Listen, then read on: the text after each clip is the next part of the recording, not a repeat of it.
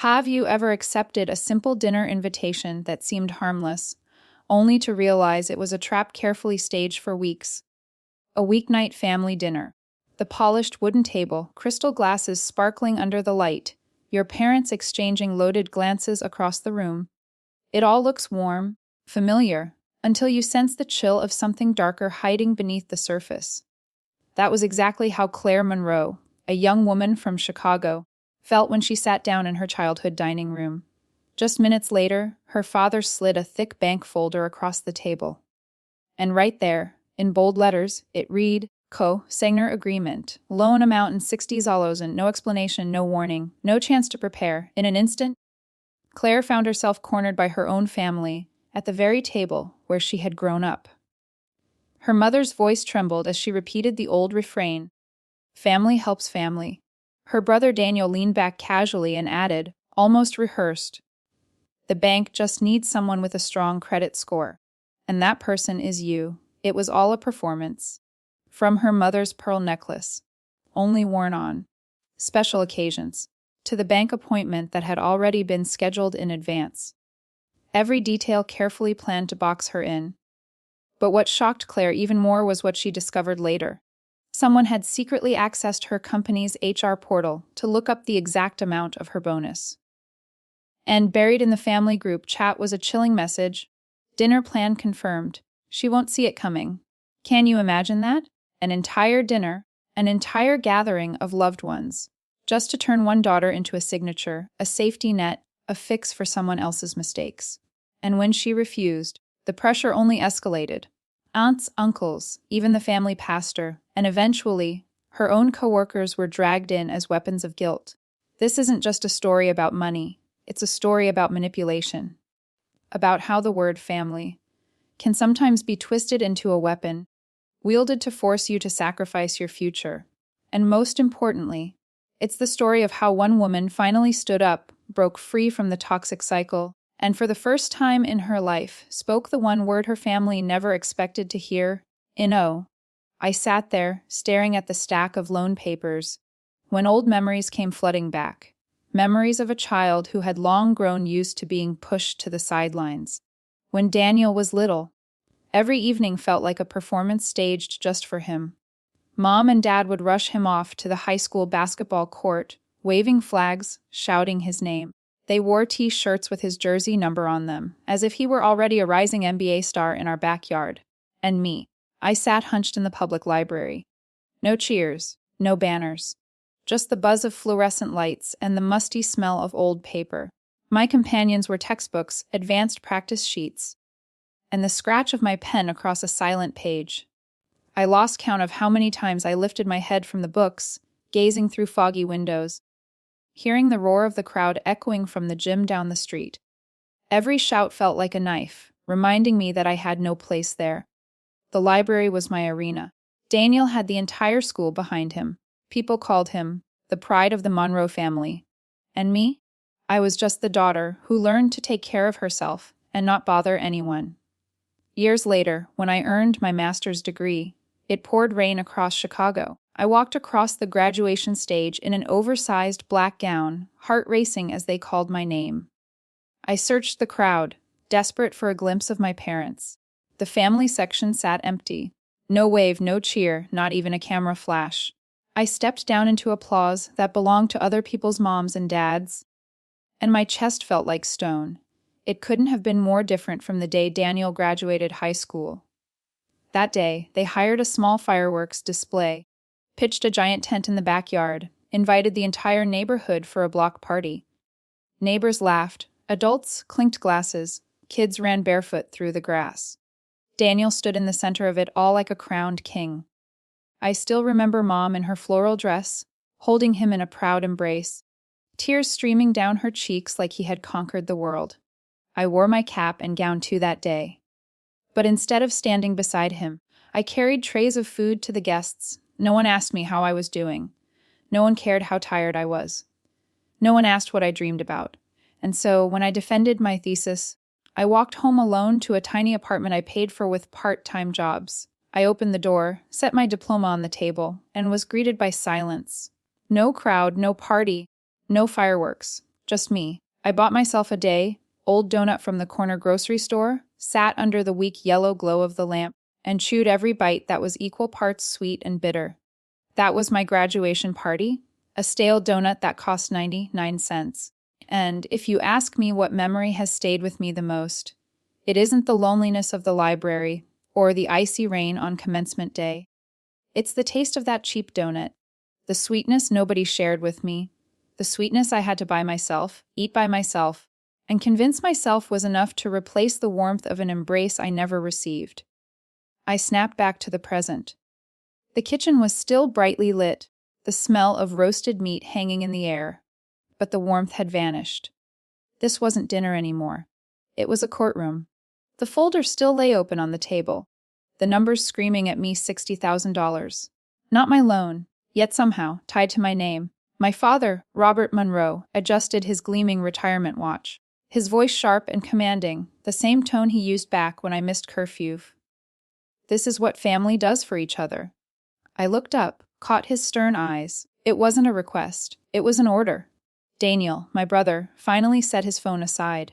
He crossed his arms, tilted his head, and smirked like he was reading straight from a script. It's just paperwork, Claire. The bank needs someone with a solid credit score.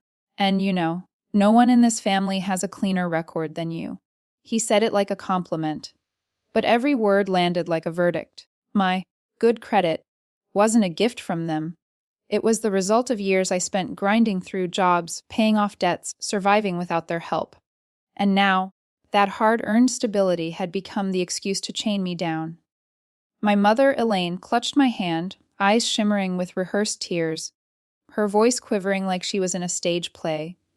Claire, sweetheart, family helps family. You're the good daughter, the one we can count on. Ethan deserves a future.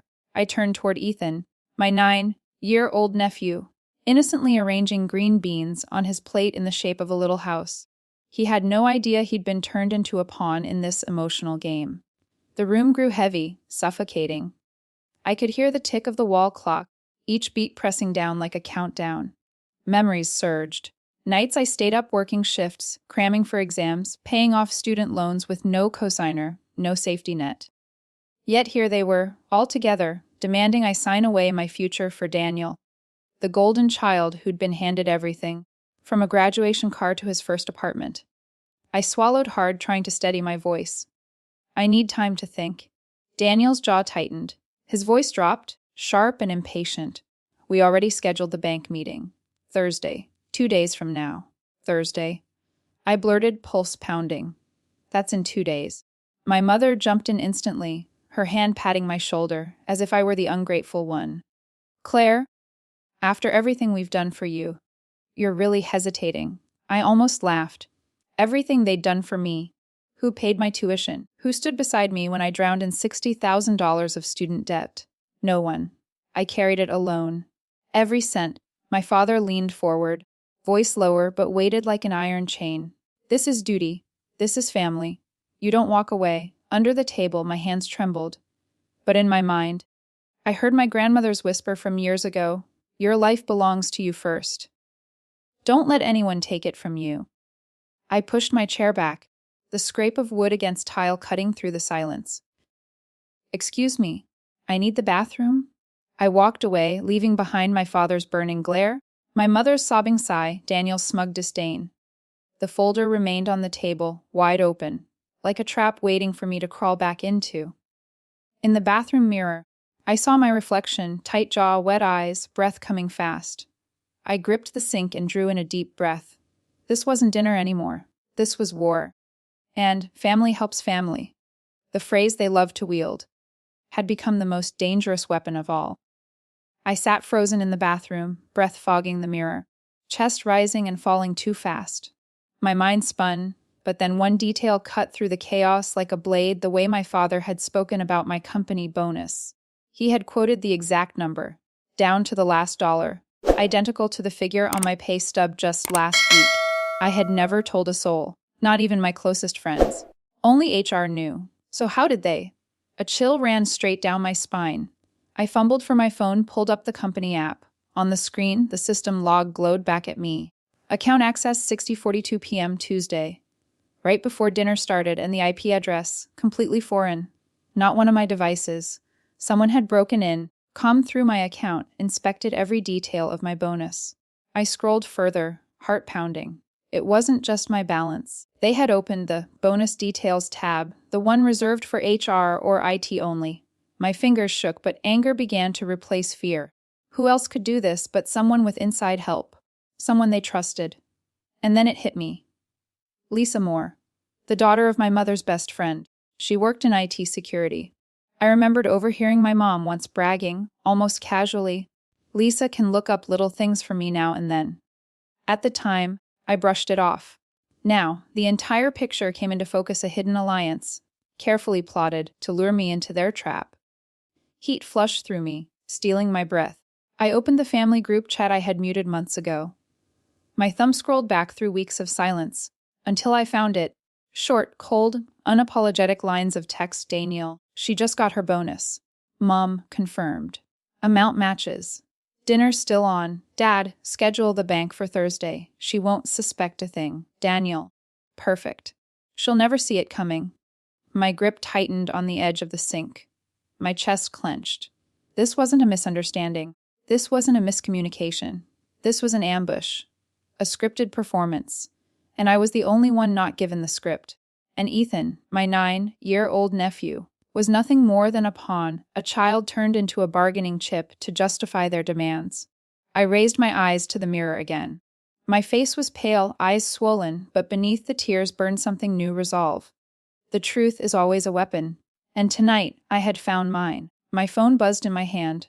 Daniel, calling again. I ignored it. Seconds later, a text appeared. Claire, don't make this hard. This is for Ethan. Family sticks together. Another one followed. If you don't sign, Mom will collapse. You want her in the hospital. This time, I didn't tremble. I snapped screenshots, saved every word into a new folder. I opened my laptop, uploaded the evidence to the cloud. Watching the cold text glow on the screen burned away any trace of weakness left in me. Family, the word they wielded like a chain.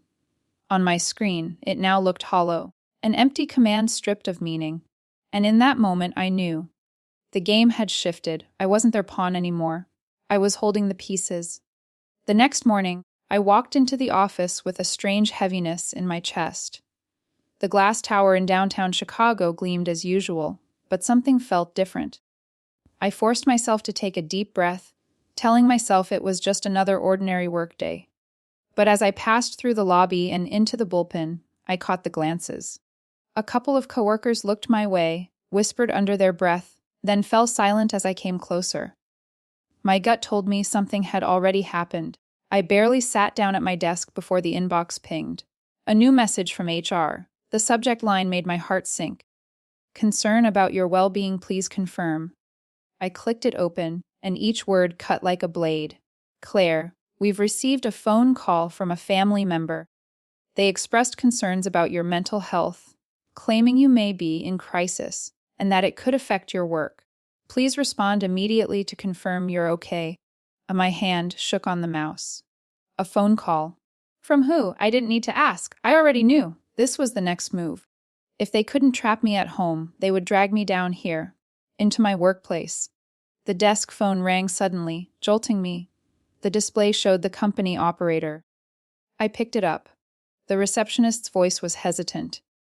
Claire, there's a man downstairs saying he's your brother. He insists it's a family emergency and needs to see you in the lobby. I closed my eyes, exhaled slowly. Daniel, of course. I stood, walked to the elevator, each floor passing like a drumbeat in my chest. When the doors slid open, I stepped into the bright, bustling lobby, and there he was, Daniel, standing right in front of the reception desk, shirt unbuttoned at the collar, phone in hand, eyes scanning the room like he owned it. Claire, we need to talk? His voice echoed across the marble floor. This is a family emergency. Every head turned toward us. Heat rushed to my face, not from embarrassment, but fury. He had dared to come here, into the one space I had left, and shatter the last boundary. I folded my arms, keeping my voice calm, calmer than I felt. Daniel, this is my workplace. You have no right to be here. He took a step closer, lowered his voice just enough for others to still catch it. Don't make a scene. We just need your signature. Family helps family, Claire. Mom cried all night because of you. I stood tall, locked eyes with him. The answer is no. The word rang out, sharp and clear, carrying across the lobby. A few people actually looked up from their phones. Daniel froze, then scowled. You're humiliating the family. I shook my head, turned to the security guard approaching from the side. He needs to leave. Right now. The guard nodded, firm but polite, and placed a guiding hand on Daniel's shoulder. My brother resisted, muttered under his breath, but he was ushered toward the glass doors. The lobby noise quieted, leaving a strange hush. I turned, walked back to the elevator, my heart pounding, but not with fear this time. With strength. For the first time in my life, I had said no, out loud, in public, in front of my family and my colleagues. When the elevator doors closed, I caught the gaze of Marjorie, a senior coworker who had been here longer than anyone. She met me upstairs, setting a warm cup of coffee on my desk, her voice low and steady. I've been through this too, Claire. My sister almost forced me to mortgage my house for her debts. Believe me, people who wield family like a whip, they never stop. If you don't draw the line, they'll swallow your whole life. I sat in silence, fingertips pressed to the warm cup. Her words, gentle as they were, cut straight through me. They had invaded my workplace. But I hadn't crumbled. I had said, no. And this time, the entire office had heard it. That Sunday, I walked to church the same way I had for years. The old red, brick building with its stained glass windows still towered over the neighborhood, the bells echoing faintly across the block. But my steps felt heavy, as if I were marching onto a battlefield. The moment I pushed open the heavy wooden doors, the stairs found me. Some forced a smile, others whispered behind their hands. I caught a few words. That's the Monroe girl, heard she's been stubborn. Within minutes, Uncle Roger appeared at my side, his hand pressing firmly onto my shoulder. Niece, I hear you've been having trouble understanding your family duty. I forced a smile, tried to move past, but Aunt Cheryl stepped directly into my path. Ethan's a bright boy. It would be a shame for his future to be ruined by someone's pride. Heat rushed to my face. Their words weren't just for me. They were meant for everyone nearby. A public shaming, disguised in polite smiles and moral tones. I slipped into the back pew, hoping for a moment of peace. But it didn't last. Pastor Williams approached, his voice low and commanding, carrying the weight of Scripture itself. Claire, you know the Bible teaches us that family comes first. Your parents have prayed about this. They believe it's God's will that you help your brother and your nephew. I looked up, the colored light from the stained glass casting red and purple streaks across his face. God's will. I bit my lip to keep from laughing bitterly. Even faith was being turned into a weapon to bind me.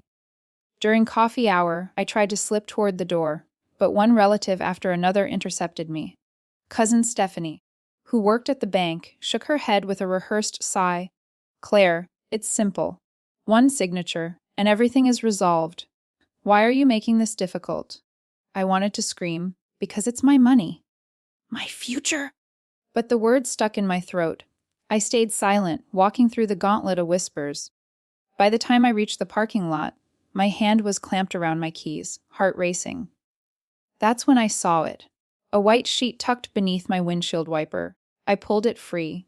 My vision blurred as I read the bold, typed words. Ungrateful daughters burn in hell. I stood frozen under the midday sun, the paper trembling in my hands. No more insinuations. No more polite threats. This was direct. A message carved in stone. If I didn't submit, they would smear me, curse me, destroy me. I crushed the paper into my fist until it wrinkled, then shoved it into the trash bin. And in that moment, a spark ignited inside me. I couldn't keep playing by their rules.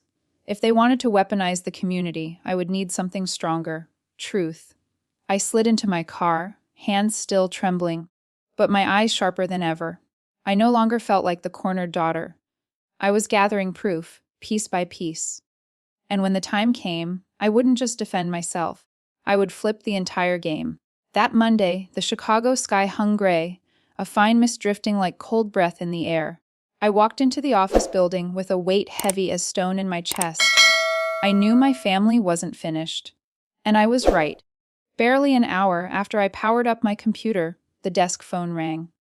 "Claire, there's a man waiting for you in the lobby. Says he's your brother." My stomach dropped. Daniel. I rose, my legs heavy as I walked the hallway. When the elevator doors slid open, the sight before me stole the breath from my lungs. There he was, in the center of the wide lobby, his voice booming, loud enough for everyone to hear. "I need to see my sister immediately." This is family business. Heads turned. The receptionist looked flustered. Dozens of eyes followed me as Daniel spun around, his face lighting up when he saw me. He strode over, flashing that smug half-smile. "Claire, we can't keep doing this. You need to sign the papers. The bank is ready. The family has sacrificed too much for you already." I stood frozen, blood rushing to my face. Every word was a hammer, pounding at my reputation in front of my colleagues. I heard the whispers, saw a few people deliberately avoid my eyes. I clenched my fists, but instead of fear, this time something different rose in me. Strength. I drew in a deep breath, and my voice rang out clear enough for the whole lobby. No. The air froze. Silence thickened. I repeated it, stronger, steadier, never breaking eye contact with Daniel. "I will not sign. Not today, not Thursday, not ever." Daniel stopped cold, his face twisting in disbelief. His voice came out sharp, brittle. "You're humiliating this family." I crossed my arms, speaking slowly, deliberately. "I'm not humiliating anyone. I'm refusing to be used." Whispers rippled around us. A security guard approached, giving me a questioning look. I nodded. He stepped forward, placed a firm hand on Daniel's shoulder. "Sir, you'll need to leave. This is not the place for personal disputes." Daniel jerked back, rage flashing in his eyes. "Claire, you'll regret this. Everyone in this company will know what kind of person you are." I met his glare, my voice calm, razor, sharp. "I'm not afraid of the truth. I'm only afraid of lies, and I won't take part in them anymore." His shoes struck the marble floor in angry echoes as he was escorted out. The revolving doors closed behind him, sealing the moment in silence. When I turned back, I caught the stares, some curious, some shocked, some almost admiring. Marjorie, the senior colleague who'd worked here for decades, stepped forward and laid a gentle hand on my shoulder. "You did the hardest thing, Claire. You just saved yourself." I nodded, lips trembling, but my heartbeat surged with something new: freedom. That word, no, wasn't just a refusal to sign a loan. It was the first wall I had ever built. A boundary, clear and unshakable. And everyone had witnessed it. I knew this was only the beginning. My family wouldn't let go easily. But at least now I had discovered the power of a single word. A word they had never once heard me say to them before: no. That night, as the city of Chicago lay under a thick blanket of fog, I sat alone in my small apartment. The streetlight poured through the window, slicing the room into stripes of light and shadow.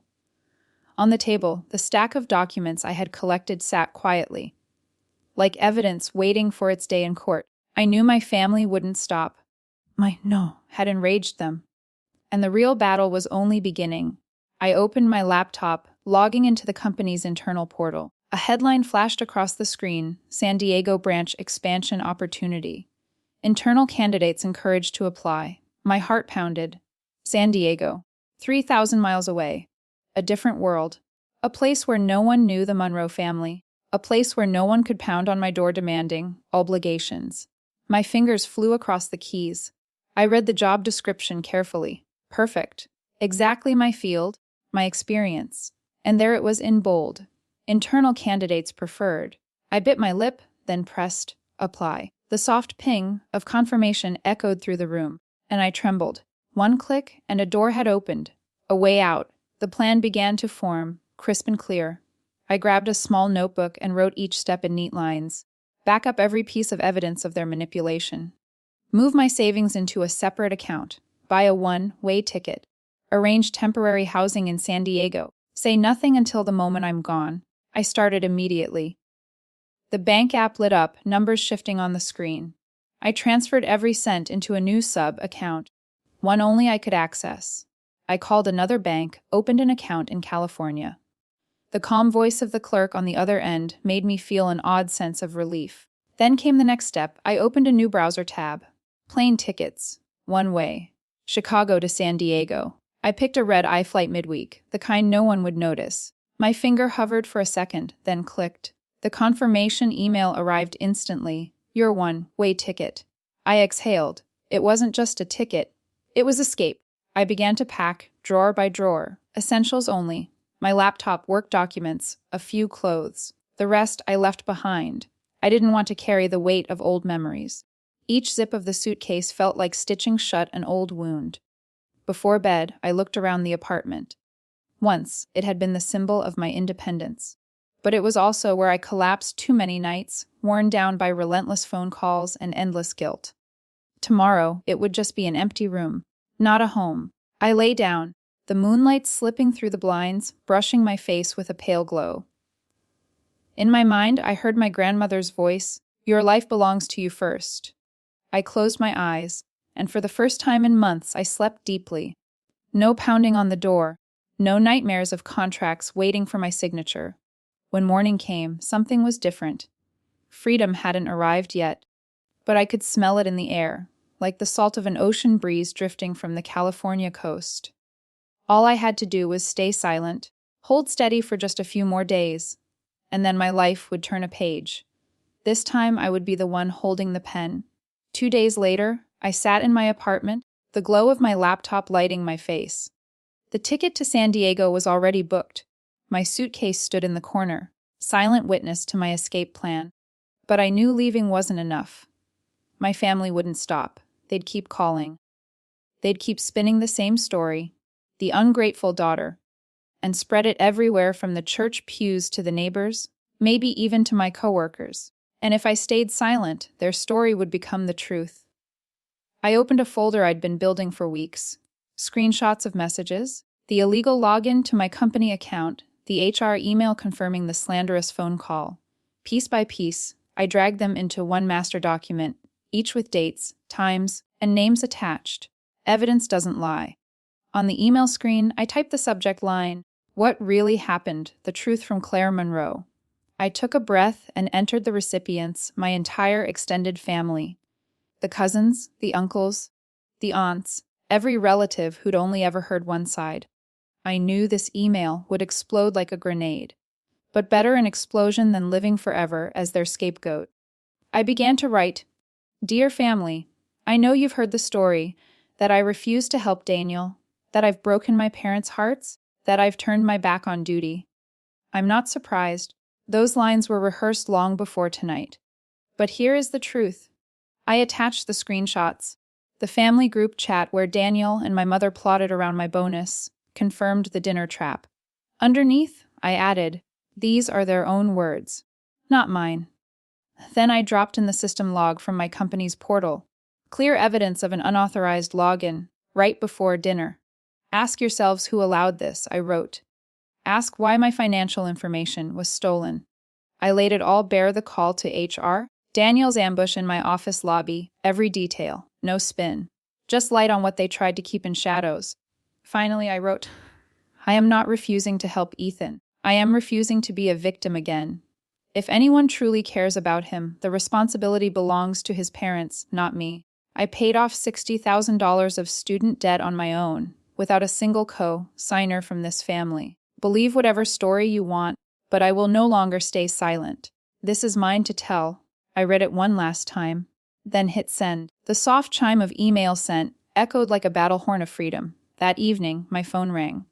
Not my family, Chicago PD. A steady, professional voice on the other end. "Ms. Monroe, we've received a missing persons report from your parents. They claim you've disappeared." I let out a small laugh, my voice calm. "I'm not missing. I'm home. I'm preparing for a new job. I'm leaving voluntarily." "Understood," the officer replied, his tone easing. "We'll update them." When the call ended, I leaned back in my chair. The weight lifted from my chest. They could call the police, gossip at church, whisper to neighbors. But this time, the family had seen the truth. And for once, I was the one holding the narrative.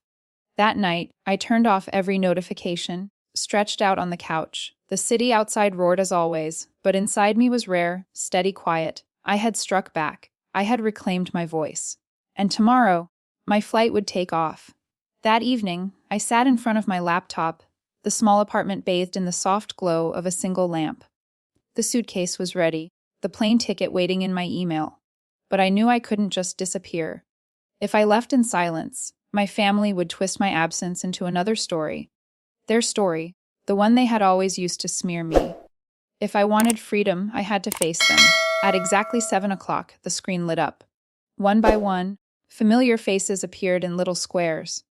My father at the head of the dining table, his retirement watch gleaming under the light.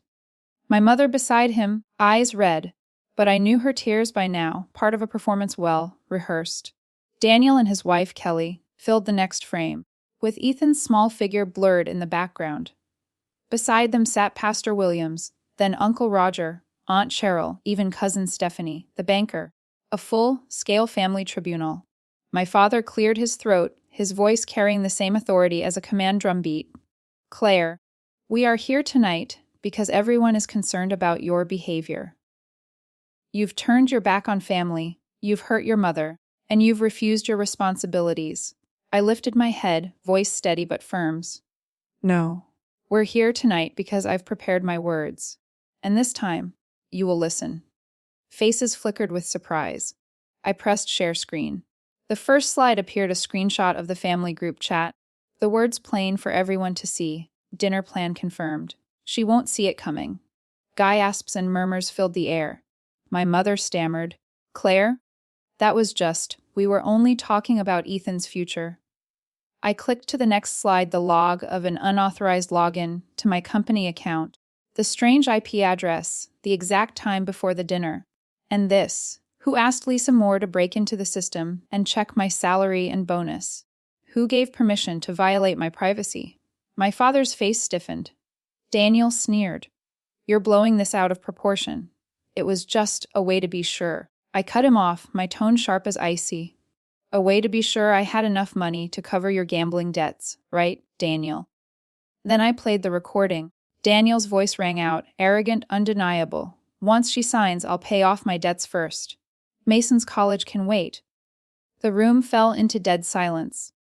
Kelly turned toward him, her face pale as chalk. I went on, each word slicing through the facade. My entire life, I paid for my own education, carried $60,000 of student loans with no co-signer. Meanwhile, Daniel had every expense covered. I'm not 16 anymore, forced into silence. I'm 32, and I have a voice. My father tried, but his voice cracked this time. Claire, you're humiliating this family in front of everyone. I stared straight into the camera. No, I'm exposing the truth. And from this day forward, here is the truth: my finances are not family property. I will not sign a single document. A long pause. Then, for the first time, I saw my mother's face without tears. She lowered her gaze, whispered softly. I didn't realize what we were doing to you. I breathed in, held steady. Here are my terms. 6 months of no contact. If anyone manipulates me or reaches out to my workplace, the 6 months restart. This is the boundary. Daniel slammed the table, his voice breaking. This is ridiculous!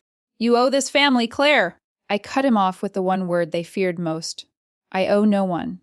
Then I pressed leave meeting. The screen went black, leaving only my own reflection staring back at me in the dark glass of the laptop. My body shook. My breath came ragged. But beneath the trembling, I felt a surge of power I had never known before. For the first time in my life, I had faced them all, looked them in the eye, and walked away on my terms. After the screen went dark, I sat still in front of my laptop. The ticking of the wall clock echoed louder than usual, reminding me that one chapter had closed. The apartment was silent, the yellow lamp casting long shadows across the wooden floor. I was trembling, but not with the old fear. This time, it was the aftershock of a battle I had finally won. In my mind, I still saw my father frozen at the table, my mother letting the tissue slip from her hands, Daniel snarling before vanishing from the frame. But those images no longer suffocated me. Instead, they felt like proof that I could stand up, that I could stop a machine of manipulation that had ground me down for 3 decades. 6 months. That was what I had declared. 6 months of no contact. If they broke it, the clock would reset. Cold as it sounded, the moment the words left my lips, my body felt lighter, like I was breathing fresh air for the first time after escaping a locked room. The next day, life began to shift into a new rhythm. My phone was quiet. No more relentless calls, no more strings of accusing texts. I carefully filtered my inbox, blocked every familiar number. Each click felt like laying another brick in the wall around me. I was no longer haunted by the sound of a ringing phone. At work, my colleagues looked at me differently. Marjorie caught me in the elevator, gave a knowing smile. You did something most people never manage. You set a boundary. I smiled back.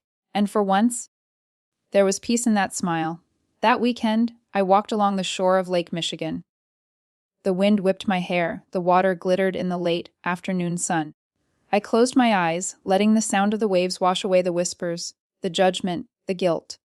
For the first time, I could imagine a future not defined by obligations to someone else. I began building small rituals, reading with a hot cup of coffee in the morning, unrolling my yoga mat in the living room, cooking dinner with soft music playing just for me. Simple things. But to me, they were declarations of freedom. Weeks later, a handwritten note appeared in my mailbox. No return address. I opened it, the scrawl sharp and uneven. The family will never forgive you if you don't come back. I folded it neatly and dropped it straight into the trash. Once, I would have trembled, lost sleep, but not anymore. 6 months meant 6 months. I wasn't backing down. When HR called to tell me, your transfer to the San Diego office has been approved, I froze, tears stinging my eyes, not from fear, but because, for the first time, I had opened a new door all by myself. A new job, a new city, a life where the past couldn't follow. That night, I wrote one last email to myself. The subject line, "Reminder, this life is yours." Inside, I typed, "Claire, remember, 6 months is just the beginning.